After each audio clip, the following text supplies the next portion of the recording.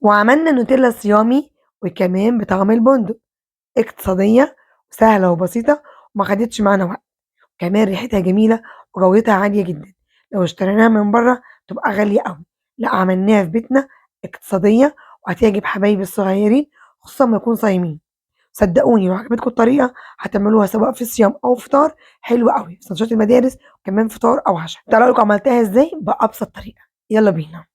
وعلشان تعملي نوتيلا صح وريحتها حلوة وجودتها عالية لازم تكون خاماتك من نوع نضيف يعني زيت أو كاكاو، وأنا في الفيديو هاقول لكم أنا استخدمت إيه.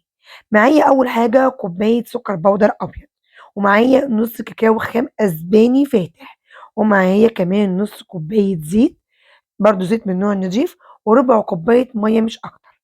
هنا بقى كان عندي كام حباية بندق كده طحنتهم وممكن تستغني عنهم خالص، وهنا البديل ليه كيس بونجور بطعم البندق، أنا هنا هاستخدم 2 علشان يدّيه طعم أحلى.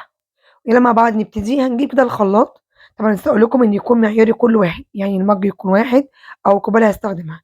هنا معايا كوباية سكر بودر كبير أبيض، عايزاه سكر أبيض، وكمان معايا نُص كوباية زيت جودته حلوة، أنا استخدمت كريستال عباد الشمس، لإن دايمًا باحبه في أكلاتي ووصفاتي، وربع كوباية مَيّة من الحنفية عادي جدًا، وما انساش البندق إذا كان متوفر عندِك، تمام؟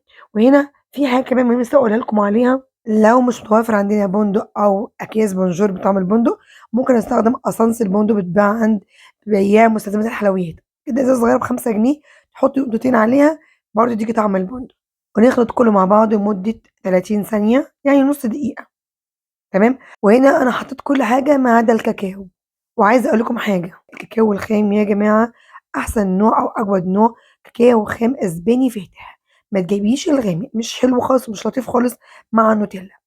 هابدأ بقى كده أنزل بالكاكاو بتاعنا خام يعني مش محلي، أنا باحب برضه أستخدم الأسباني برضه عند بياع مستلزمات الحلويات، طبعًا أنا قلّبته هنا عشان ما يعفّرش معايا وأنا باقلبه أو باخلطه في الخلاط، كده برضه أشغّله حوالي نُص دقيقة كمان، وبعد نُص دقيقة أفتح عليه أشوف إذا كان عايز تقليب والّا حاجة، لإن ساعات الكاكاو بيبقى موجود على جدار الخلاط كده، لازم ده كل ده ينزل عشان آخد خليط واحد، طبعًا بُصّوا شكل النوتيلا وريحتها خطيرة.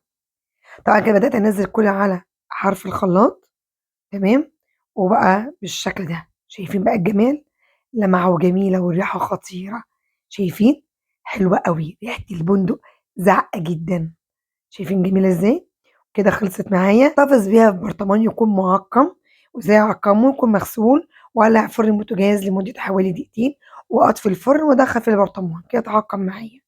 تمام، أنزل بقى بالكمية بتاعتي تحتفظي بيها على رف التلاجة، تقعد معاكِ شهر كمان، حلوة خالص، اقتصادية جدًا، تنفع معاكِ بقى فطار، عشا، ساندوتشات للأولاد، تاكليها بحبة قراقيش، حلوة جدًا، طبعًا في الصيام بندوّر على أي حاجة حلوة تكون خفيفة، والنوتيلا هنا جميلة وهتعجبكم خالص، بس امشوا بمكوناتي وادّتني نوتيلا العظمة دي، بجد حلوة خالص، ريحتها جميلة، وريحة البندق زاعقة أوي، عايزة بقى أدوق كده معاكم بجد روعة، روعة، روعة، حلوة ومنجزة جدًا وتسعفني مع أولادي في سندوتشات المدارس خصوصًا لمّا يكونوا صايمين، ما تجيش بقى بسوداني، ببندق، إيه الموجود عندِك ما تجنّشهاش خالص، هي كده تمام أوي. برطمان عمل نُص كيلو معانا، ما كلفناش أي حاجة، بألف هنا وشفا. أتمنى الفيديو يكون النهارده عجبكم وعملت حاجة تفيدكم وحاجة صيامي جميلة، جربوها وعايزة كومنتات كتيرة عشان الفيديو يتشاف، وشيروا الفيديو، بألف هنا وشفا. مع تحياتي ميري أنور، كل سنة وأنتم طيبين، باي باي.